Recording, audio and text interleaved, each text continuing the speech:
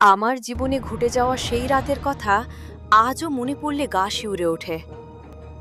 আমি আর আমার বান্ধবী মিতু দুজনেই ভেবেছিলাম সেদিনের রাতটা হয়তো আমাদের জীবনের আর 10টা সাধারণ রাতের মতোই হবে, কিন্তু আমরা জানতাম না সেই রাত আমাদের মনে এমন একটি রহস্যের দাগ রেখে যাবে যা আজও ভুলতে পারিনি।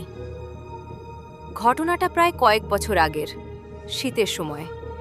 আমি আর মিতু আমাদের এক আত্মীয়ের গ্রামের বাড়িতে বেড়াতে গিয়েছিলাম।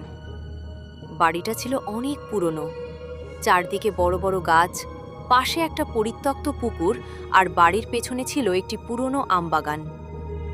গ্রামের মানুষজন বলতো রাতের বেলা ওই বাগানের দিকে কেউ যায় না, কারণ সেখানে নাকি অদ্ভুত কিছু ঘটেছে বহু বছর আগে। আমরা অবশ্য এসব কথায় খুব একটা বিশ্বাস করিনি, বরং মজা করে বলতাম গ্রামের মানুষ একটু বেশি ভয় পায়। সেদিন রাতেও আমরা দুজন ঘরের মধ্যে বসে গল্প করছিলাম। বাইরে তখন হালকা বাতাস বইছিল। হঠাৎ রাত প্রায় 12টার দিকে জানলার পাশে একটা শব্দ পেলাম। মনে হলো কেউ যেন ধীরে ধীরে জানলার কাছে এসে দাঁড়িয়েছে। আমি মিতুর দিকে তাকালাম।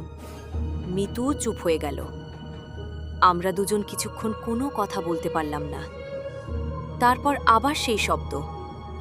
মনে হচ্ছিল কেউ যেন আমাদের নাম ধরে ডাকছে। আমি সাহস করে জানলার পর্দাটা একটু সরালাম। বাইরে তাকিয়ে দেখি অন্ধকারের মধ্যে আমগাছের নিচে একটা ছায়ামূর্তি দাঁড়িয়ে আছে। আমি ভয় পেয়ে সঙ্গে সঙ্গে পর্দা ছেড়ে দিলাম।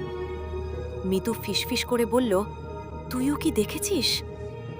আমি কোনো উত্তর দিতে পারছিলাম না, কারণ মিতুর মুখ দেখেই বুঝতে পেরেছিলাম সেও ঠিক একই জিনিস দেখেছে।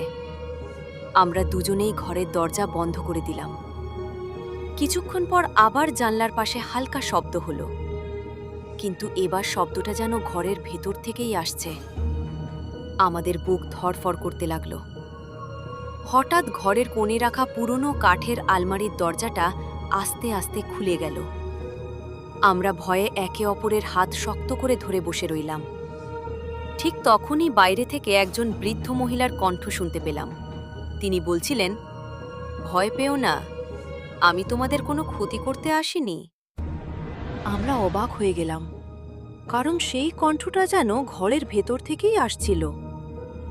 পরদিন সকালে আমরা বাড়ির বয়স্ক একজনের কাছে সব ঘটনা বললাম।